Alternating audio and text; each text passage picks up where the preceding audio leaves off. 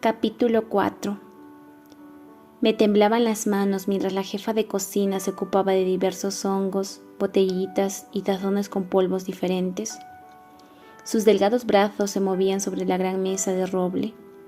Mi primera clase de venenos tuvo lugar temprano por la mañana en una esquina de la cocina, mientras el resto del personal seguía afanado con sus tareas. No tenía apetito para desayunar y mi estómago daba vueltas al contemplar los productos que estaban colocados frente a mí. Me senté porque me sentía demasiado nerviosa como para ponerme de pie. Cubriremos 4 áreas, explicó la jefa de la cocina. Hongos, arsénico, mercurio y cianuro. Es imposible que nos ocupemos de todo el material en un solo día, pero empezaremos. Señaló los hongos. Uno de estos es comestible y el otro no. ¿Puede diferenciarlos? Me invadió el miedo. No tenía la más mínima idea. Me parecían exactamente iguales. Señaló 2 esferas blancas que parecían vejines. Vamos, ¿cuál es venenoso? Sacudí la cabeza. Veo que tenemos un largo camino que recorrer. Se puso un par de guantes de hule y sostuvo en sus manos un hongo en forma de embudo. Este es el Omphalopus olearius. Crece en Europa. Rara vez es mortal, pero puede ocasionar una reacción violenta y grave. Se parece mucho al Cantarellus cibarius, una cantarela que crece aquí, a la que se conoce como Pfifferling. Tienen sabor a pimienta. Rompió un pequeño trozo de la carne de la cantarela y lo sostuvo en la punta del dedo. Adelante, pruébelo. Tomé el trozo de color naranja amarillento entre mis dedos y me dispuse a mantenerlos en mi boca. Espere, me advirtió la jefa. Primero huélalo. Me sentí como una tonta oliendo y probando hongos, pero eso iba a ser parte de mi rutina cotidiana. Acerqué el trocito a mi nariz y lo olí. Huele el albaricoque. Coloqué el trozo en mi boca y dejé que se disolviera despacio hasta que el sabor picante fue demasiado. Tragué lo que quedaba y moví la lengua en mi boca, tratando de deshacerme del sabor, preocupada de que la jefa de cocina me estuviese jugando una broma de pésimo gusto. ¿Quería envenenarme? Observé el Omphalopus. Crece en América y también en Asia, dijo la jefa. Tiene láminas muy apretadas en el interior y es anaranjado, a diferencia de la cantarela. Rompió los hongos a la mitad para demostrar la diferencia del color. El Führer no suele comer hongos, pero como puede ver, sería muy fácil moler, picar o desmenuzar el Omphalopus y agregárselo en su platillo favorito de huevos con papas. Tiene que prestar atención a los colores y olores de los alimentos venenosos y estar al pendiente de cualquier evidencia de su presencia. Después, la jefa me explicó la diferencia entre los 2 vejines que estaban sobre la mesa. Uno era mortal y el otro no. Debía de tener los ojos vidriosos porque, aparte de las diferencias de tamaño y de la cantidad de tierra sobre uno y otro, los hongos me parecían prácticamente idénticos. No podía distinguirlos. La jefa sacudió la cabeza como si estuviese castigando a una estudiante floja por su estupidez. Lo aprenderá, aseguró con su voz firme. Continuamos con el arsénico. La jefa tomó una pequeña porción del polvo y lo calentó en un sartén. Olía a ajo. También tomó algunos gránulos color blanco grisáceo y los golpeó con un martillo, provocando fricción y calor. Un aroma a ajo invadió el aire. Este veneno causa síntomas muy similares al del cólera. Diarrea, vómitos, cólicos y convulsiones, explicó. Por eso hace cientos de años era tan fácil ocultar esta forma de envenenar. El cólera era común. El dolor que provoca el arsénico es intenso. El verdadero ajo es un antídoto contra un envenenamiento lento. Me ordenó que me pusiera unos guantes de hule y que oliera el arsénico, cuyo aroma metálico era más que parecido al ajo. Mis manos empezaron a temblar cuando me dijo que probara una pequeña partícula. Mi quijada se contrajo. La jefa se hartó, abrió mi boca a la fuerza y colocó un trozo minúsculo sobre mi lengua. Tenía un leve sabor a metal, casi imposible de detectar. Después sostuvo frente a mí una botella de cloruro de mercurio. Esto se utilizaba para tratar la sífilis, pero también funciona como veneno. Causa sudoración intensa, elevación de la presión sanguínea y taquicardia.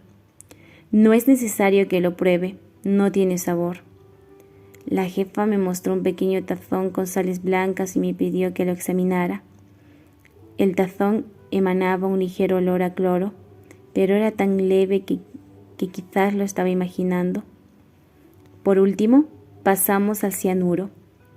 Ese era el veneno, aseguró la jefa, que tenía más posibilidades de que lo utilizaran contra el Führer. Los gránulos blancos tenían un aroma semejante al de las almendras amargas. La jefa se sintió complacida de que lo detectara. Algunas personas no pueden oler el cianuro. Es una característica genética. Tiene suerte de que lo detectara. De lo contrario, tendré que buscar otro empleo. Quedé pasmada ante mi pésima suerte. Si hubiera mentido respecto del aroma, quizás me hubieran asignado a llevar las cuentas de la cocina o alguna otra tarea libre de peligro. En lugar de ello, a causa de mi ignorancia sobre venenos, me aseguré el puesto como catadora. La jefa removió los gránulos con un dedo enguantado. Las sales de cianuro son extremadamente venenosas. Hacen que pierdas el conocimiento y que dejes de respirar. Tu piel se torna azul. Señaló un cilindro de metal que se encontraba sobre la mesa. Por desgracia, algunos de nuestros oficiales ya se suicidaron de esta manera. Romper una cápsula de cianuro colocada entre los dientes provoca la muerte al cabo de unos minutos. Una vez que el veneno ingresa en el sistema, no hay nada que pueda hacerse. El líquido parecía bastante inofensivo, casi incoloro, pero me sorprendió la velocidad con la que ocasiona la muerte. Tendría que creer lo que me decía la jefa sobre los venenos. Sentí que la cabeza me daba vueltas con todo lo que me enseñó. Uno de los otros cocineros necesitaba hablar con Fraile Sulch, por lo que se alejó durante algunos minutos. Tomé la pequeña ámpula con el cianuro entre mis manos y examiné su delgado vidrio. Lo volví a colocar sobre la mesa y miré a mi alrededor en la cocina. La jefa estaba supervisando las preparaciones para el desayuno de Hitler. Lo único que podía hacer era esperar. Sentada en mi silla, me maravillé de que una cápsula de vidrio tan pequeña pudiera cambiar el curso de la historia si alguien tenía el valor para ejecutar un plan. Hitler no me parecía un héroe en absoluto, pero no me atreví a revelar lo que estaba pensando. La primera noche que hice una cata de los alimentos de Hitler, el capitán Karl me invitó al cine. Arregló la cita a través de Eva Braun. Al parecer, su físico y su posición en las SS era lo bastante importante como para que ciertas ocasiones entrara en el círculo de Eva. Desde que Karl y yo platicamos en su habitación, Eva se apareció por la cocina en diversas ocasiones. Su presencia era un evento especial que alteraba tanto a cocineros como asistentes, ya que demandaba que prestaran atención a sus deseos. La jefa me comentó que Eva era la compañera de Hitler y ama y señora de la residencia. Aparecía en vestidos finos que destacaban su figura aunque se paseara inspeccionando los hornos y las estufas. Sobre todo lo que quería era saber qué estaba preparando el personal para sus invitados, no para Hitler. Hablaba con cada uno de los cocineros e incluso pidió probar un platillo de cordero durante su preparación. Esto le ocasionó una gran angustia a la jefa, quien regañó a Eva sin insultarla y afirmó que no podía garantizar su seguridad si insistía en llevar a cabo unas acciones tan poco ortodoxas. Eva echó la cabeza hacia atrás, sacudió sus rizos dorados y se rió. Exudaba un aire de invencibilidad, como si no pudiera ocurrirle ningún desastre jamás. La jefa me dijo que Hitler se declaraba vegetariano, pero se rumoraba que comía carne, pichón, algo de pescado e incluso pollo. Cuando se lo pregunté, la jefa me dijo que Hitler no comía nada más que huevos, frutas y verduras. Eva comía carne y la disfrutaba, al igual que la mayoría de sus invitados. Hitler no les imponía sus hábitos alimenticios a los demás, pero se aseguraba de que los huéspedes que comieran carne a su mesa se sintieran incómodos. Solía hablar de carnicerías y rastros y de los horribles que eran. La jefa me contó que algunos oficiales tenían que abandonar la mesa porque las historias que contaba en comidas y cenas estaban tan llenas de sangre y vísceras que les provocaban náuseas a sus invitados. Yo no había visto al Führer, de modo que todo lo que sabía de él lo supe por otros. Muchos de los chismes del Berghof se difundían en la sombra. No se podía saber si el coronel estaba a la vuelta de una esquina con la oreja pegada a la pared. Una mañana ya tarde, después de que Eva visitara la cocina, la jefa me llamó aparte y me susurró: «El Führer cree que Eva está demasiado delgada. Le gustan las mujeres con más carne sobre los huesos. Verá a lo que me refiero si alguna vez llega a conocerlo. Siempre le presta atención a las mujeres que tienen curvas». Se rió un poco. «Pero Dios no quiera que Eva cambie su aspecto. En una ocasión se recogió el pelo y a él no le gustó nada. Le dijo que no podía reconocerla. Eva no lo volvió a hacer jamás, aunque él le hizo un cumplido a una de sus secretarias cuando se recogió el cabello». Quise reírme, pero el chiste se me atoró en la garganta. Los rumores sobre la derrota de Alemania contradecían todo lo que veía y oía dentro del Berghof. La despreocupación de Eva Braun, quien se paseaba por la propiedad con sus perros y sus invitados, las conversaciones referentes a vestidos y peinados, la bucólica escena de los hijos de Albert Speer en la cocina, pidiendo manzanas. Incluso Hitler, me dijo la jefa, era un anfitrión caballeroso, más un príncipe alpino que líder de una maquinaria de guerra.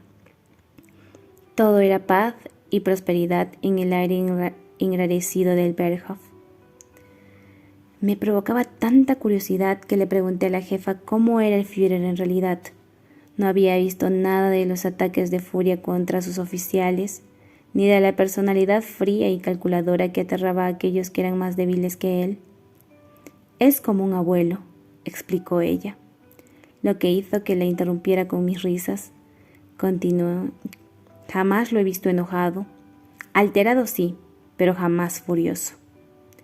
El coronel apareció en la puerta de la cocina, su uniforme a la más absoluta perfección, la imagen misma del prototipo del oficial de las SS. «Y mira ese», dijo la jefa echándole un vistazo. «Es típico que se parezca como de la nada. Nos está observando en este instante». Con discreción se puso un dedo sobre los labios. «Tenga mucho cuidado de lo que dice acerca de él. No me interpondría nunca en su camino porque no confío en él. Protege al Führer mejor que Blondie. En varias ocasiones el coronel me dijo que si sufrimos cualquier revés en esta guerra, no será por culpa del Führer. Según él, los aliados son la causa de todas nuestras desgracias, pero no me sorprendería que empezara a culpar al pueblo alemán». El coronel pasó frente a nosotras cuando entró a la cocina, examinando los fregaderos, los estantes y las mesas como si fuesen su reino. Me ponía de nervios. Los rumores que circulaban en aquella residencia de montaña parecía como si el Berghof descansara sobre un témpano de hielo que se derretía poco a poco, mientras a su alrededor todo brillaba bajo la luz del sol. Hitler siempre cenaba en el comedor alrededor de las 8 de la noche. Cerca de las 7, la jefa alineó los platillos que yo habría de probar, además de la comida para los huéspedes. A Úrsula le dieron la noche libre para atender a su asunto familiar en Múnich. Normalmente los dos haríamos la cata. Las otras chicas trabajaban durante el desayuno o la comida, o se encontraban en otros cuarteles. La jefa me dio algunas lecciones adicionales acerca de venenos, incluyendo otros hongos y sales. Los estudié cuanto pude, pero no quedé convencida de mi capacidad para salvar al Führer en un envenenamiento. La jefa colocó la comida del Führer frente a mí, un plato de huevos revueltos con papas, todos amarillos y esponjados, tomates frescos con un poco de aceite de oliva y pimienta, una ensalada verde con pimientos y pepinos y un plato de fruta espolvoreada de azúcar. Los tomates, así como las verduras de la ensalada y las frutas, provenían de los invernaderos del Berghof.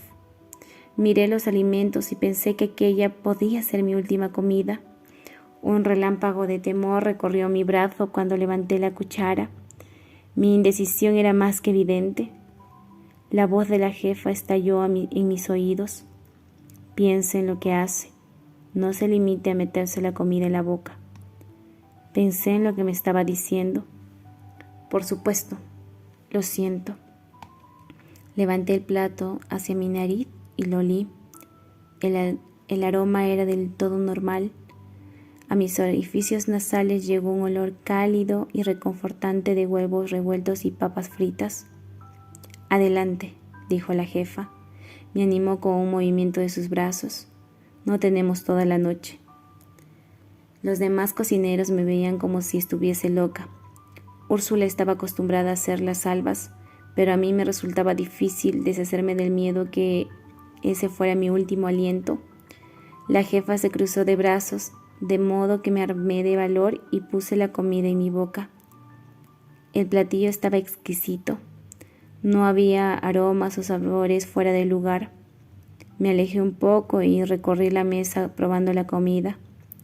Los cocineros y asistentes regresaron a sus tareas y me ignoraron. Probé espárragos, arroz, pepinos, tomates, melón y un trozo de pastel de manzana, que era el postre favorito de Hitler. Enseguida ingerí lo bastante como para considerarlo una comida completa. ¿Y ahora qué?, le pregunté a la jefa de la cocina. Ahora esperaremos. Habló con sencillez, sin emoción alguna y con un tono tan clínico como el de un médico que le anunciara a su paciente que le quedaba poco tiempo de vida. Me senté frente a la pequeña mesa de roble de la esquina y observé cómo colocaban los alimentos en los platos de servicio, preparándose para la cena. Me impactó que cualquiera de los cocineros o asistentes, en el momento de servir y entregar la comida, podían administrar una dosis mortal de veneno a Hitler. Sin embargo, solo un cocinero y unos pocos asistentes tenían permitido tocar los platillos que ya habían sido probados por mí. Era una especie de seguro de vida. Si algo le sucedía al Führer, la mayoría del personal de la cocina saldría exonerada. Las sospechas solo caerían en aquellos que tuvieron la responsabilidad de servir. Después de que se llevaran los platos alrededor de las 8 de la noche, se me permitió abandonar la cocina. ¿Lo ve? No había nada de qué preocuparse, me dijo la jefa. Su indiferencia me inquietaba. Ella no probaba los alimentos como yo, aunque sí la veía meter una cuchara en los alimentos de vez en cuando. Mi destino estaba en mis propias manos, razón de más para ser prudente durante la salva. Regresé a mi habitación, me cambié de ropa, arreglé mi cabello y traté de leer un libro. Karl tocó mi puerta alrededor de las 10. Al verlo se me aceleró un poco el corazón. Tenía el cabello peinado a la perfección, su uniforme planchado y pulcro, sus botas tan pulidas que brillaban. Sonrió e hizo una pequeña reverencia. Cerré mi puerta y coloqué mi brazo izquierdo en el arco que formó con su brazo derecho. Caminamos hacia el salón principal, la enorme sala de la que había oído, pero que jamás había visitado. Antes de llegar allá, alcanzamos un tramo de escalones que conducía abajo. La conversación de la cena fue de lo más aburrida, como siempre, me contó. Eva habló de los perros y Hitler no dejaba de exaltar a Blondie. Y entonces Bormann empezó a elogiar a sus hijos. Levantó la mirada al cielo. Fue fascinante. Te puedo explicar a la perfección cada una de sus trayectorias escolares y los planes que tiene para ellos. Es mucho más agradable cuando viene Speer. Al menos no es un bruto. ¿Y dónde está el Führer? Me aferré a Karl mientras bajábamos las escaleras de piedra. Está en el salón, en la conferencia militar con sus generales de cada noche. Por suerte yo no participo en ella. Durará hasta medianoche o más tarde. ¿Cuándo es posible que nos pidan que pasemos a tomar el té? Eso dura hasta las 2, a veces más. Se colocó un dedo sobre los labios, como si me estuviese contando un secreto. Esa es la razón por la que él y Eva duermen hasta tan tarde. Los demás nos debemos ocupar de nuestras obligaciones. Qué suerte ser una simple catadora. Karl soltó mi brazo y se detuvo a mitad de las escaleras. Tu labor es muy importante, quizás uno de los trabajos más importantes del Reich. Tú eres la barrera que separa a Hitler de la muerte. Recuérdalo siempre. Un incómodo escalofrío recorrió mi cuerpo cuando pensé en la inmensidad de mi tarea. ¿De verdad era lo único que separaba a Hitler de la muerte? Había otras 14 personas que realizaban la misma tarea. ¿Se sentirían igual que yo? Mi misión no me hacía sentir que tuviera una importancia tan exagerada. De hecho, en las últimas semanas prefería pensar en ella como un simple empleo. Saber que el destino del Führer estaba entrelazado con el mío era demasiado para tolerarlo. Cambié de tema. ¿Y qué película están proyectando? Lo que el viento se llevó. Todo el mundo se muere por verla. Eva dijo que es muy romántica. Así son la mayoría de las películas de Estados Unidos. Cuando llegamos al final de las escaleras, volvió a tomarme del brazo. Ante nosotros se extendía un largo pasillo con puertas a cada lado. Karl abrió la más cercana a nosotros y se escucharon unas risas que flotaban en el aire. La habitación estaba llena de hombres de traje y de mujeres ataviadas en finos vestidos. Eva y sus amigos se sentaban en sillas alineadas en primera fila frente al proyector, mientras que los demás invitados ocupaban las sillas que estaban detrás de ellos. Negus y Stacy, los perros de Eva, se acurrucaban a sus pies. Estábamos en un pequeño boliche construido debajo de las habitaciones del Berghof. La pantalla estaba al final de las pistas. 2 jóvenes a los que conocía de la cocina tomaban órdenes y regresaban con las charolas atestadas de copas. Karl y yo nos sentamos cerca del fondo de la habitación en 2 sillas con asientos de relleno y respaldos altos. Se sentían algo rígidas y me pregunté si resultarían demasiado incómodas para estar sentados durante toda la película. Cuando la habitación quedó a oscuras, Karl tocó mi mano. Sentí un calor que me recorrió los dedos y ascendió por mi brazo. El impacto de su rostro llegó hasta mi corazón y me esforcé por respirar. ¿Estás bien?, me preguntó. No, susurré. Esta noche hice la salva por primera vez. Quizás sea una reacción a los alimentos. Karl se dio vuelta en su asiento y me tomó de las manos. Si estás enferma, pediré que llamen al médico personal del Führer. Por favor, Karl, respondí reclinándome en mi asiento. No tengo nada. Disfrutemos de la película. Asintió con la cabeza y se relajó un poco. Sobre la pantalla empezaron a parpadear las luces. Se oyó una tornada musical y dirigimos nuestra atención en la película. Me aseguré de que no dejara de tomar mi mano. Él me apretó los dedos cuando Scarlett coqueteó con los gemelos Tarleton. Yo hice lo mismo más tarde. cuando Scarlett besó a Red Butler. Alrededor de la 1 de la mañana, una llamada telefónica interrumpió la proyección. No vimos más que 2/3 de la película, pero por esa noche se acabó la función. Los que quisiéramos ver el final tendríamos que hacerlo en otra ocasión. Carl me llevó de vuelta a mi habitación, besó el dorso de mi mano y desapareció por el pasillo. Esa noche soñé que estábamos juntos. Al paso de los días, disminuyó mi temor al envenenamiento. Una tarde les hablé a mis padres por primera vez desde que llegué al Berghof y les conté que estaba trabajando con Hitler. El Reich ya les había informado de mi servicio antes. No obstante, no les dije a lo que me dedicaba. Me di cuenta de que a mi padre no le agradaba mi nuevo empleo. Sus silencios me revelaban lo que pensaba. También supe que alguien, probablemente de las SS, estaba escuchando nuestra conversación. Sospecho que mi padre también lo sabía. Mi madre fue más efusiva y me presionó para que le contara de mi trabajo. Le dije que estaba al servicio de Führer y no ahondé en mayores detalles. Era mejor no darles más información a ninguno de ellos. Cuando colgué, me sorprendió hasta qué punto vivía en un mundo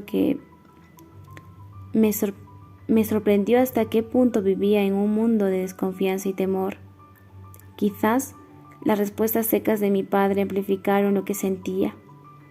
En el Berghof vivíamos en un mundo monástico, aislado, insular, alejado de las realidades de la guerra. Hitler y sus generales cargaban con el peso psicológico de la lucha. Jamás observamos ni oímos sus famosos ataques de furia, ni experimentamos las tensiones que al parecer abundaban en aquel retiro de montaña. Solo oíamos rumores, podíamos elegir entre creerlos o no. No me gustaba sentirme así porque lo que yo más deseaba era que el mundo fuera normal. Después de la conversación con mis padres, me percaté de lo mucho y lo rápido que me alejé de lo cotidiano. Me pregunté si todos los que estábamos al servicio de Hitler experimentábamos lo mismo. Estaba siendo seducida por la singular obra de teatro en la que actuábamos. Todos éramos María Antonieta, pidiéndole al mundo que comiera pasteles mientras se desmoronaba todo alrededor, reduciéndose a cenizas. Después de unas 2 semanas, al fin probé una comida sin temblar. Úrsula y los cocineros no dejaban de hacer bromas crueles sobre mí, a tal grado de hecho que a la larga me obligué a relajarme. Me aseguraban que no había veneno alguno que pudiera pasárseles por alto. La última cena se volvió un chiste común en la cocina. A pesar de sus promesas, mi estómago seguía dando vuelcos de vez en cuando. El capitán Carl y yo hablábamos a menudo cuando nos encontrábamos en el pasillo y en ocasiones disfrutábamos de largas conversaciones en la cocina. La jefa hacía el mayor escándalo posible, pero Carl tenía derecho a supervisarnos como le pareciera. Una noche sugirió que fuésemos a un baile improvisado en la sala de teatro. Por supuesto, yo acepté, urgida por Úrsula. Carl pasó por mí a nuestra habitación y me acompañó hasta la sala. El aire estaba fresco y la noche era más fría a medida que caminábamos. Colocaron las sillas a los lados, contra las paredes, formando una pequeña pista de baile. Las lámparas estaban a media luz y casi no iluminaban la habitación. De un viejo fonógrafo surgía música de discos, sobre todo valses. La música llegaba al resto de la habitación desde una bocina dorada en forma de capullo. Había otras 2 parejas bailando. Como no había mujeres suficientes, algunos hombres bailaban entre ellos, tocándose solo las manos. Nos miraron con envidia cuando Carl me acercó a él para bailar un vals. Nos fundimos con toda naturalidad. La noche se convirtió en estrellas y calidez. Me fascinaba estar cerca de Carl. y a juzgar por la feliz sonrisa que iluminaba su rostro, a él también le fascinaba mi cercanía. Bailamos durante horas casi sin poder decir palabra. Si el amor era una energía, una fuerza, esa noche recorrió nuestros cuerpos. Cuando finalmente abandoné sus brazos, me estremecí. Al salir a la sala oímos una tos. Carl tomó mi brazo con fuerza y me llevó fuera del edificio. Miré hacia atrás. El coronel salió de entre las sombras con un cigarro en la mano. El humo ascendía hacia el techo bajo la tenue iluminación. Nos observó mientras nos marchábamos. ¿Cuánto tiempo llevaba vigilándonos?, le pregunté a Carl. Toda la noche, me respondió sin mirar atrás. Una tarde de finales de mayo acompañé a Carl y a Úrsula a la casa de té. Era mi primera visita. Solo la había visto en una ocasión desde la terraza que recorría los costados norte y oeste del Berghof a través de los árboles. Le eché una breve mirada en la torreta redonda en un momento en que allí no había nadie más, aparte de un guardia de las SS que disfrutaba del aire. Me reconoció y no le molestó compartir la vista conmigo.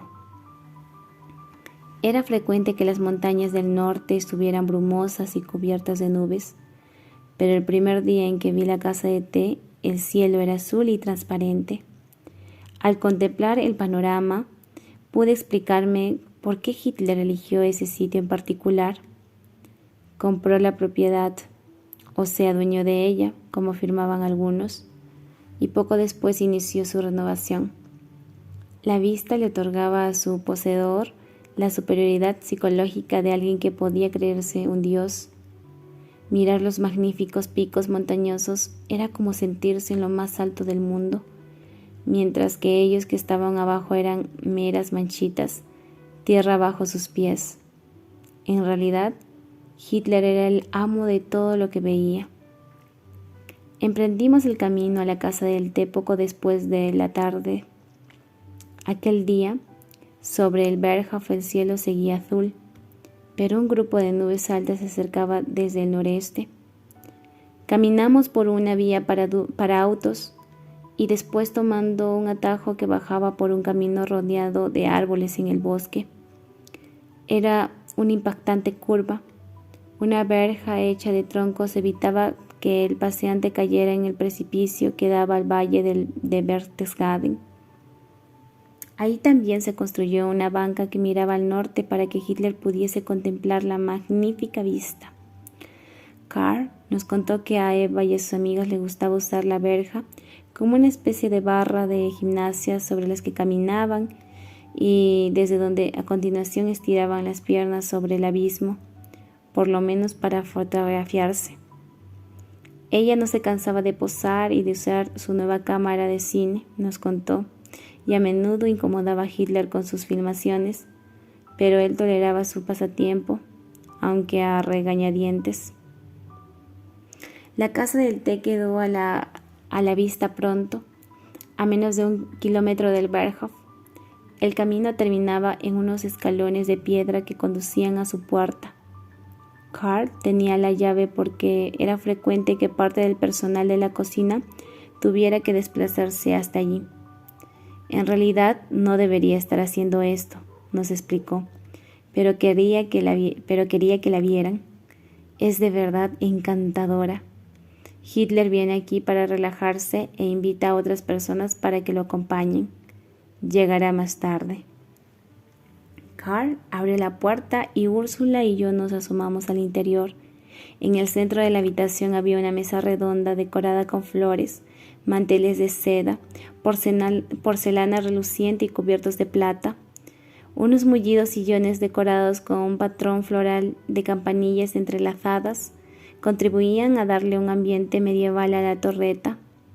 Detrás de la amplia habitación circular estaban la cocina y las oficinas. Entramos y Carl insistió en que me sentara en uno de los cómodos sillones. Lo hice y me maravillé ante la suavidad de los cojines.